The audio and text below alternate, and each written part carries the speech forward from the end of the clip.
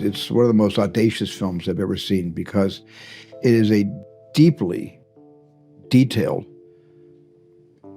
portrait. He's the genius behind some of the most unforgettable films in history. Jurassic Park, E.T., Saving Private Ryan. But behind Steven Spielberg's warm reputation lies a quiet, uncompromising rule. Once you cross the line, you're out for good. No second chances, no explanations, just silence. Why did some of Hollywood's biggest stars vanish from his projects without a trace? That's a very good question. I like that. You've answered the question. They make music on their computers and they are able to speak to each other. Steven Spielberg is widely recognized as one of the most influential directors in film history. With decades of hits behind him, from Jaws and E.T. to Saving Private Ryan and Lincoln, Spielberg has built a legacy few can match. He's known for his vision, precision, and loyalty to a trusted circle of collaborators. But what's not often discussed is how quietly he distances himself from actors who cross a line, not in anger or dramatic fallouts, but with calm, deliberate finality. This side of Spielberg isn't about shouting matches or public feuds. It's about the quiet power of a man who knows his worth and expects those he works with to meet certain unspoken standards.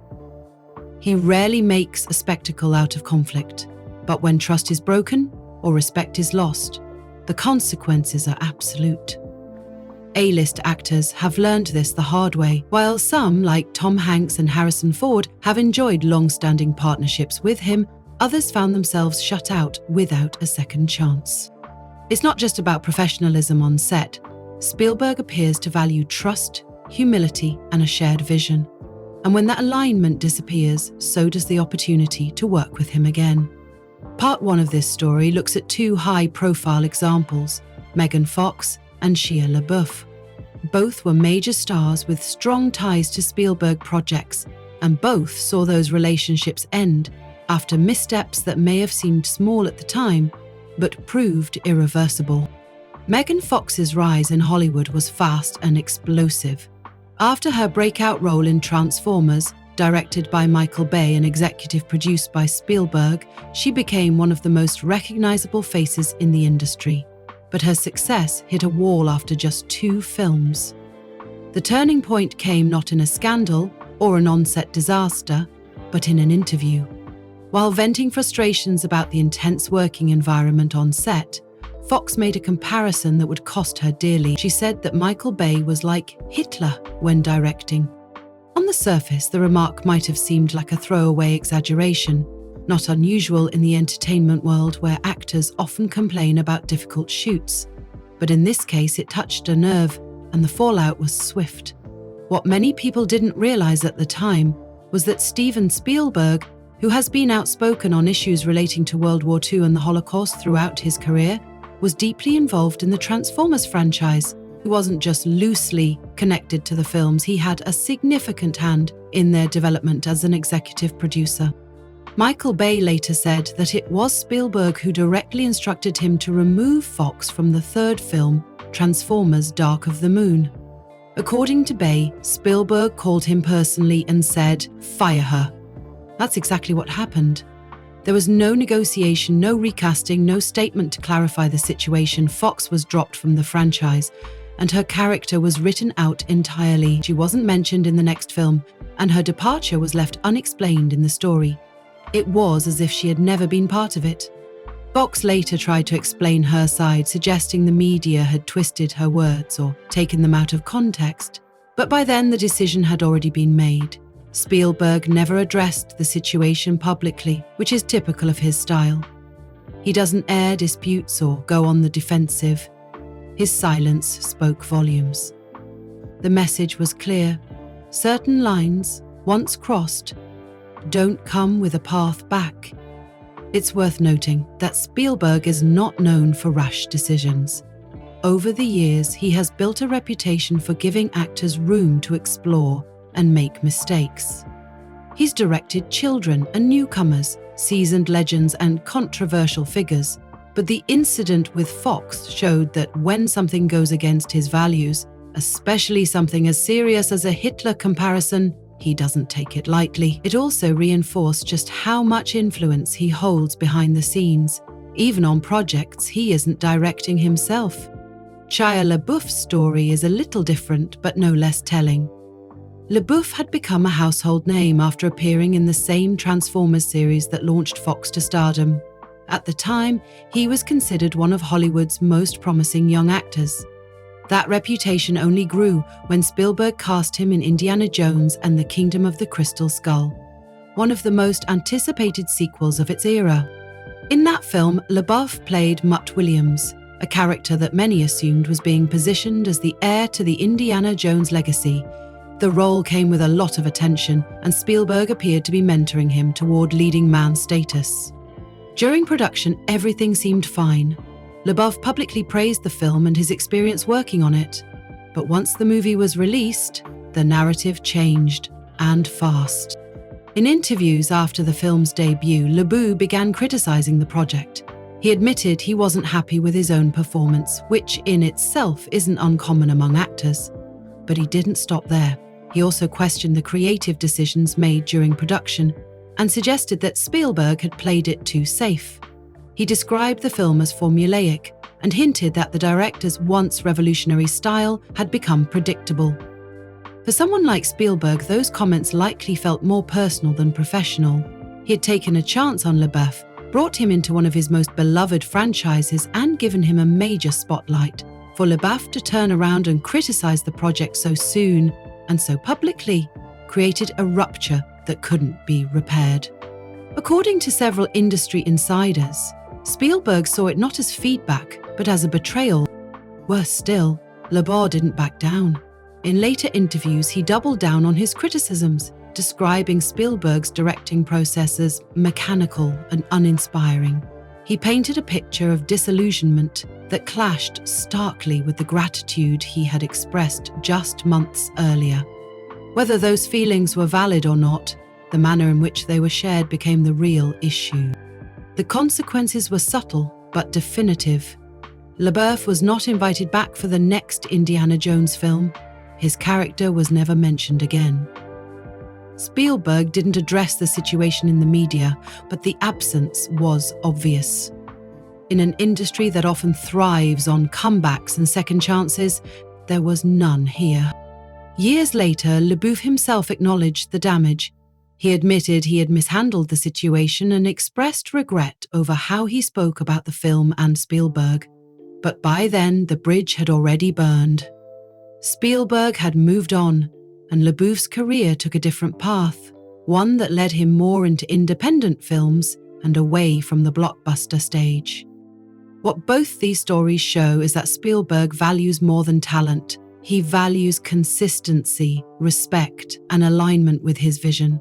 When those things break down, he doesn't retaliate in the usual Hollywood ways. No lawsuits, no shouting, no social media fallout. Instead, he simply walks away. The collaboration ends, and there are no returns. It's a fascinating look into how power really works in Hollywood, not always through flashy moves or public drama, but through influence and quiet decisions that reshape careers. Spielberg doesn't need to explain or defend his choices. His reputation and his body of work speak for themselves. And when actors fall out of that circle, it's rarely temporary. In both the case of Megan Fox and Shia LaBeouf, their exits weren't loud. They weren't followed by tabloid wars or dramatic apologies. They were simply cut off. The roles stopped coming, the scripts stopped arriving, and Spielberg's orbit moved on without them. Whether that's fair or harsh is up for debate, but what's clear is that in Spielberg's world, trust is everything. And once it's broken, there's no undoing it. Long before Christian Bale was Batman, and long before he was considered one of the most intense and committed actors in Hollywood, he was a 13-year-old newcomer with an unusual level of focus. In 1987, Steven Spielberg cast Bale as the lead in Empire of the Sun, a war drama set during World War II. It was one of Spielberg's most ambitious projects at the time, with a heavy emotional arc resting almost entirely on the shoulders of a young actor. Bale wasn't just playing a supporting role, he was carrying the entire film.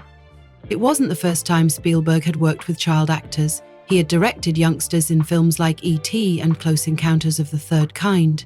But Empire of the Sun was different. This wasn't a family-friendly adventure or a science fiction fantasy. It was a dark, emotional story about trauma, war, and survival, with themes that required a deep level of maturity. Bale was expected to navigate all of that on screen, often without the support of adult co-stars in key scenes. From the beginning of production, it became clear that Christian Bale was not an ordinary child actor. He wasn't playful between takes. He wasn't distracted or relying on coaching. Instead, he arrived on set every day with a level of intensity that surprised the entire crew. According to those who worked on the film, Bale had memorized not just his own lines, but the entire script. He would reportedly offer feedback on other actors' deliveries, and even raise questions about Spielberg's direction. He asked for retakes when he felt the emotional tone of a scene didn't quite land. For some, this level of involvement from such a young actor was impressive. It suggested a rare seriousness and dedication. But for Spielberg, it also created tension. He's known for running a very controlled, orderly set. His approach to directing is meticulous. Every detail, from the camera angles to the lighting, is planned with precision. So when a 13-year-old actor began pushing back, requesting changes and offering direction of his own, it started to feel like a disruption to that order. While there was no open conflict between Spielberg and Bale, the working relationship was clearly strained. Spielberg admired Bale's performance and discipline, but he also found it difficult to manage that kind of energy, especially from someone so young. For a director used to having full command of his set, Bale's constant questioning and need for control wasn't something he wanted to repeat. Still, the final product was undeniable. Empire of the Sun was a critical success, and Bale's performance was widely praised for its emotional depth and maturity. Many critics believed he was destined for greatness, and they were right. Bale went on to become one of the most respected actors of his generation, but despite that, Spielberg never worked with him again. No cameos, no voice roles, no collaborations of any kind. There was no feud, no public statement, no explanation, just silence. In Spielberg's world, that silence usually means the door has closed for good. The fact that Bale, now an Oscar-winning actor with global fame, was never brought back into Spielberg's orbit says a lot about how seriously the director takes his vision and control on set. Even when the results are brilliant, if the process is difficult, Spielberg may choose never to go down that path again. The next example is a bit different. It involves someone who wasn't a young rising star, but a seasoned screen legend, Sir Sean Connery. When Spielberg cast Connery in Indiana Jones and the Last Crusade, it was a major moment in cinema history. Here was James Bond himself, playing the father of Indiana Jones. It was an iconic pairing that excited fans and brought two generations of action heroes together on screen. The decision wasn't just about star power. Spielberg had long admired Connery, and he saw the role as a perfect way to explore a more personal side of the Indiana Jones character. The idea of a father-son dynamic, with Connery bringing gravitas and charm, seemed like the perfect fit. But from the moment filming began, things didn't go as smoothly as Spielberg had hoped. Connery, by then a veteran actor with a strong sense of his own craft, didn't approach the role as a supporting part.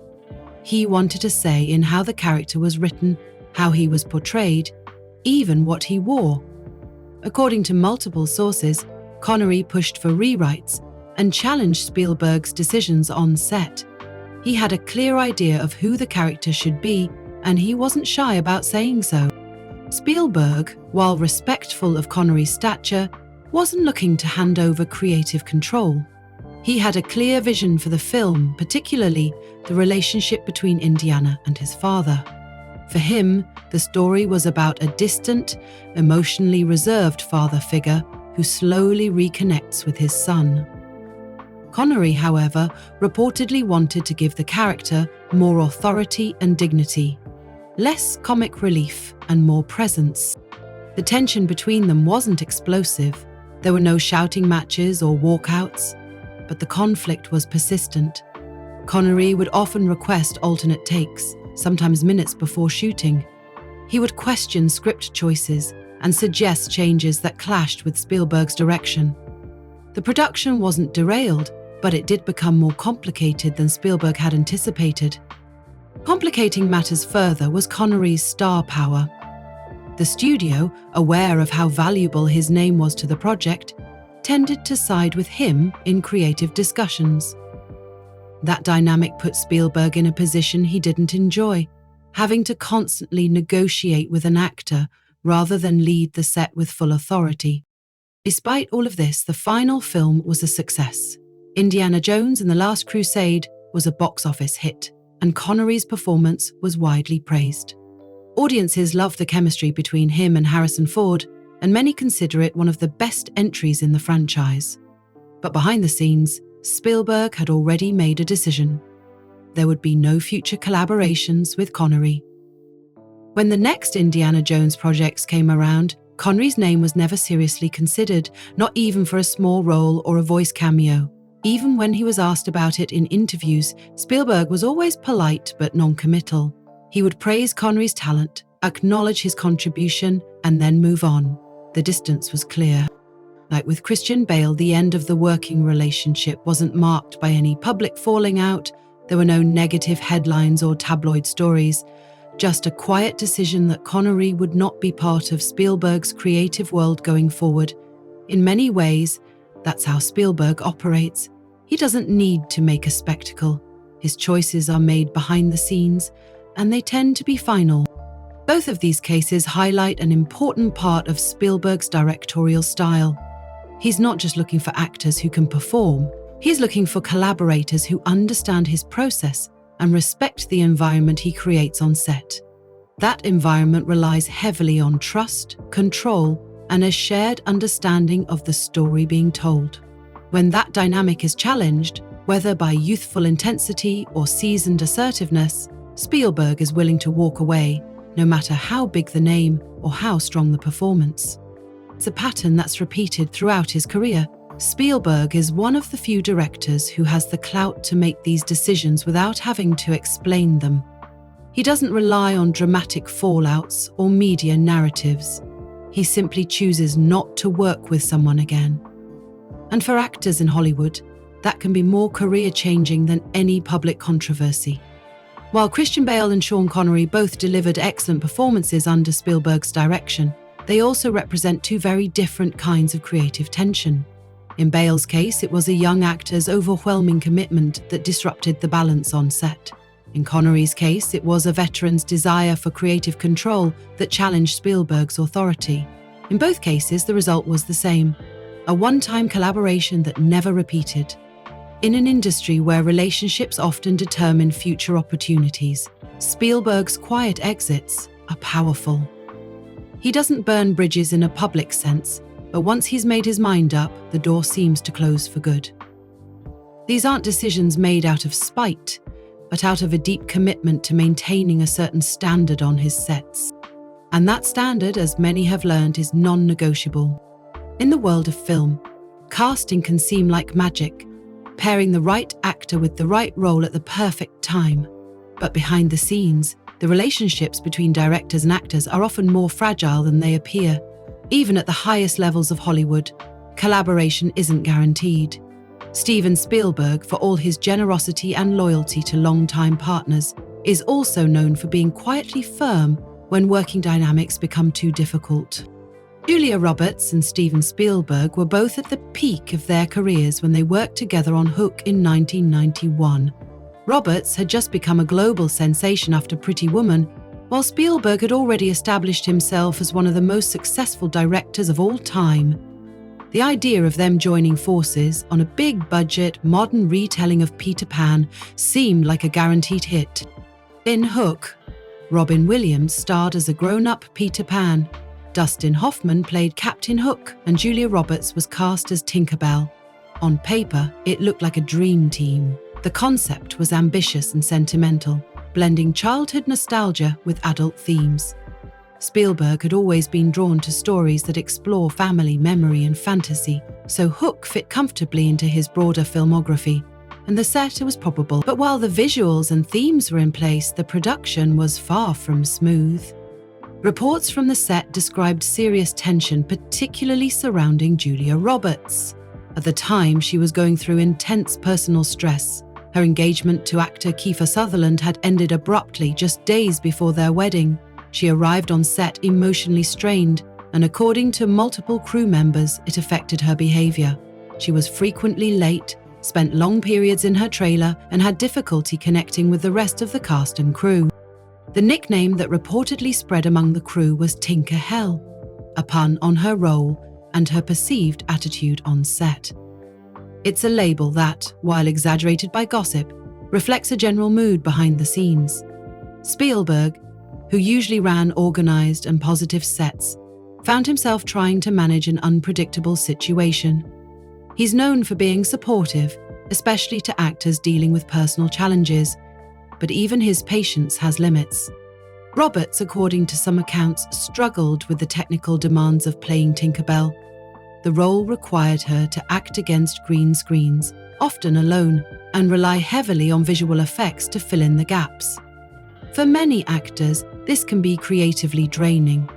Roberts reportedly found it frustrating and limiting, which added to the emotional pressure she was already under. Spielberg, for his part, tried to accommodate her. He gave her time and space, and didn't publicly criticize her. But as filming continued, it became clear that the working relationship wasn't working. Production delays began to mount, and the overall mood on set shifted. What was meant to be a light-hearted, magical production became difficult behind the scenes. Spielberg, who places a high value on professionalism and collaboration, started to lose confidence in the dynamic. The final film was met with mixed reviews. While it performed reasonably well at the box office and developed a cult following over the years, critics were divided on its tone and execution. Julia Roberts' performance, in particular, received criticism, with some reviewers noting that her portrayal of Tinkerbell felt disconnected or inconsistent. Spielberg later admitted that the film didn't meet his own expectations, calling it one of his more challenging productions.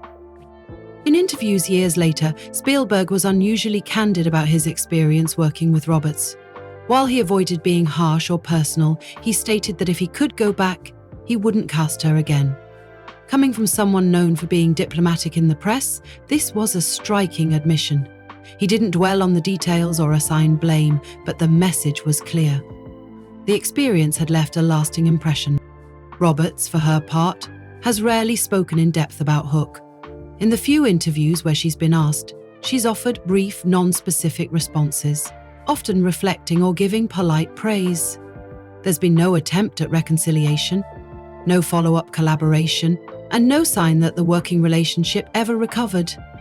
Even as both of their careers continued to thrive, they moved in completely separate directions.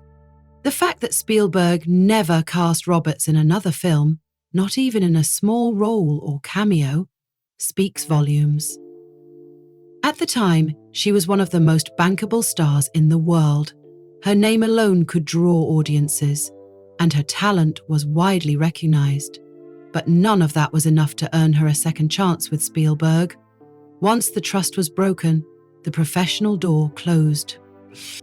This example highlights something important about Spielberg's approach to collaboration. It isn't about fame or box office potential. It's about chemistry, respect, and reliability. He has worked with many high-profile actors, and in most cases those relationships have lasted for decades. But when something disrupts that environment, whether it's personal turmoil, on-set conflict, or clashing expectations, Spielberg doesn't tend to revisit it. In Roberts' case, it wasn't one dramatic incident that caused the break. It was a combination of factors: personal difficulties, professional disagreements, and a general breakdown in communication. There was no public feud or media scandal, just a gradual decision by Spielberg to move on. And once he moves on, he rarely looks back. What's interesting is that Spielberg's decision not to work with someone again doesn't come with public denouncement. He doesn't give interviews criticizing the people he's distanced himself from. He doesn't engage in Hollywood gossip or fuel controversy. Instead, his actions speak through casting choices, or the absence of them.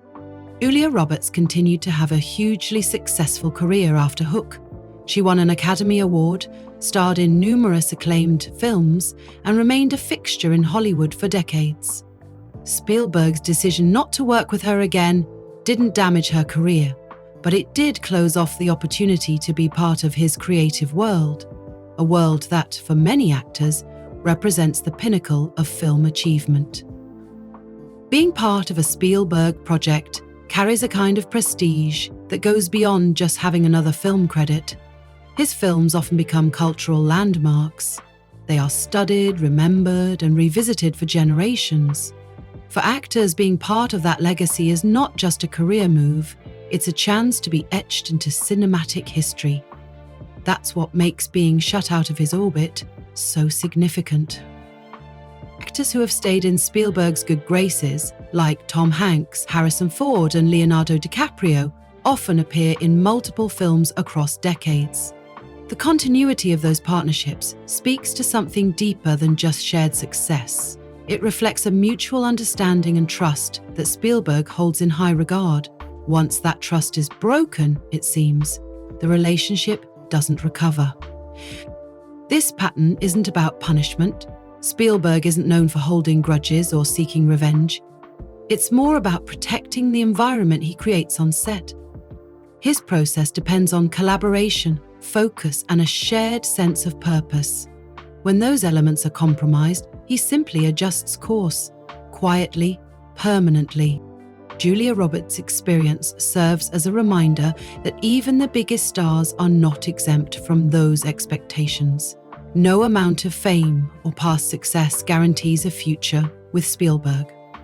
The work itself matters, of course, but so does the way it's done.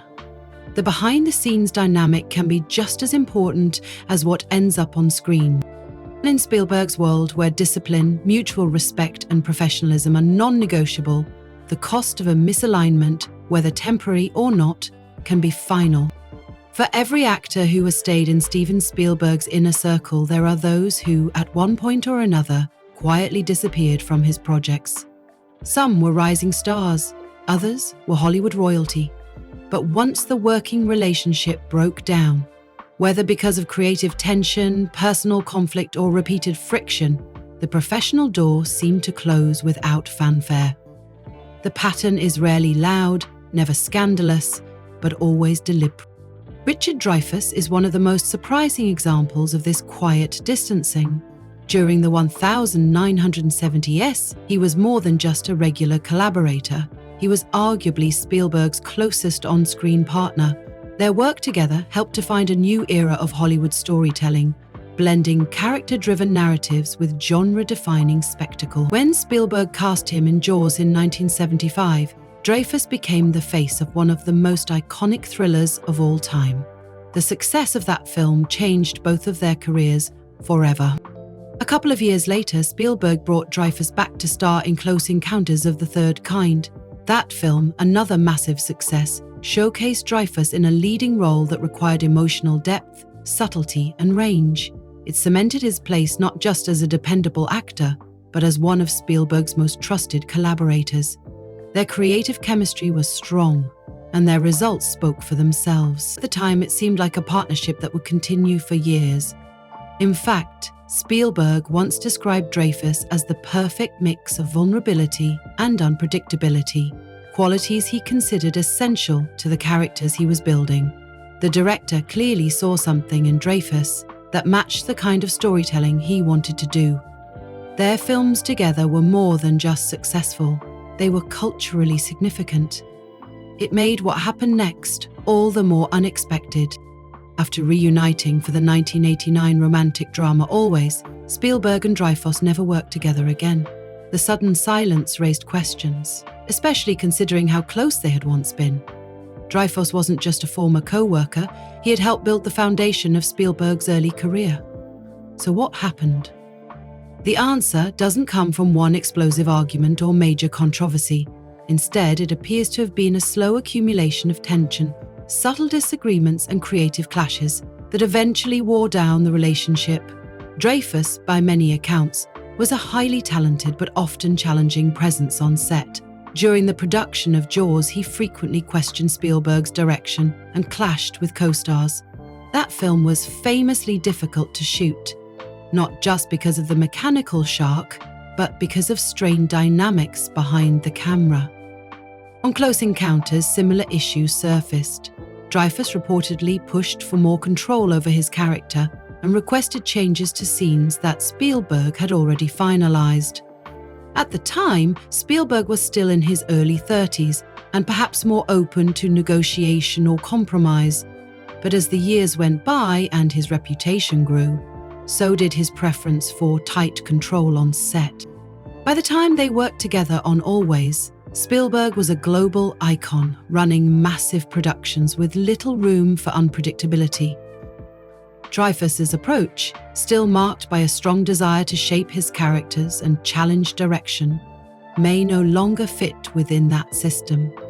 Even if the tensions weren't openly hostile, they were enough to make Spielberg quietly step away. After Always, Dreyfuss's absence from Spielberg's world became obvious.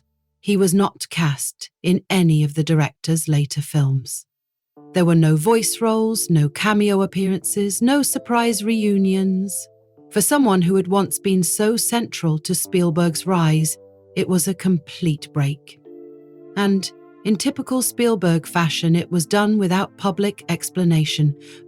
When Dreyfuss was asked about Spielberg in later interviews, he spoke warmly, describing their time working together as a meaningful part of his life. But the tone was reflective, not current. There was no mention of future plans or ongoing communication. Spielberg, for his part, rarely mentioned Dreyfuss at all after Always. The silence was consistent. This quiet, firm distance is not unique to Dreyfuss. It mirrors the way Spielberg has handled other exits from his circle. There's rarely a dramatic moment. Instead, there's a final project, a gentle parting of ways, and then nothing more. It's a kind of behind-the-scenes professionalism that avoids public spectacle but still carries weight. And it speaks to a deeper part of Spielberg's process. He builds relationships not just around talent, but around trust, discipline, and a shared sense of purpose. When that balance is disrupted, even slightly, he seems willing to let go, regardless of past success or personal history. This philosophy extends beyond casting decisions. It's present in the way Spielberg runs his sets, chooses his collaborators, and structures his films. His productions are known for being focused and efficient, even when they involve massive scale. That kind of environment doesn't leave much room for repeated friction or unpredictable behavior. Actors like Tom Hanks, Leonardo DiCaprio, and Harrison Ford have remained in Spielberg's trusted circle for decades, not just because of their talent, but because they align with his working style. They come prepared, they follow directions, they understand the responsibility of being part of something larger than themselves. And they've built a level of consistency that Spielberg values above all else. In contrast, those who have been left out tend to have something in common. Moments where they disrupted that consistency, whether through public comments, difficult behavior on set, or behind-the-scenes creative conflict. Each case shows a breaking point, subtle or not, where Spielberg decided not to revisit the relationship. What makes these decisions so impactful is the legacy tied to Spielberg's name. Being part of a Spielberg film doesn't just mean working on a successful movie. It often means joining a cultural moment, becoming part of a story that will be watched, studied, and remembered for decades. It can boost a career, define an actor's legacy, or even launch someone into stardom. So when Spielberg chooses to walk away from an actor or collaborator, the absence is more than just a scheduling decision. It's the loss of an opportunity to be part of something timeless. And because Spielberg doesn't speak publicly about these choices, the silence itself becomes the message. It's not about revenge or punishment. It's about protecting the creative space he's built. After decades in the industry, Spielberg knows what works for him and what doesn't. His decision-making is rooted in discipline, both on screen and off. And just as he's known for the detail and care in every shot he frames, he brings the same intentionality to his professional relationships. In Hollywood, second chances are often part of the culture. Directors and actors feud, make up, and work together again. But with Spielberg, once trust is broken, the second chance rarely comes.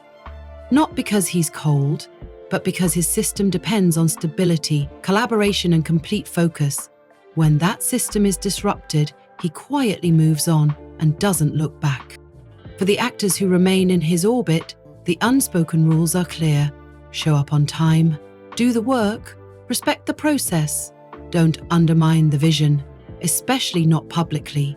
And if there are disagreements, handle them with care and professionalism, because the cost of breaking that trust isn't always immediate, but it is permanent. Being in a Spielberg film can change an actor's career forever, but getting that chance and keeping it isn't just about talent, it's about fit. It's about understanding that Spielberg isn't just directing a film, he's building something lasting.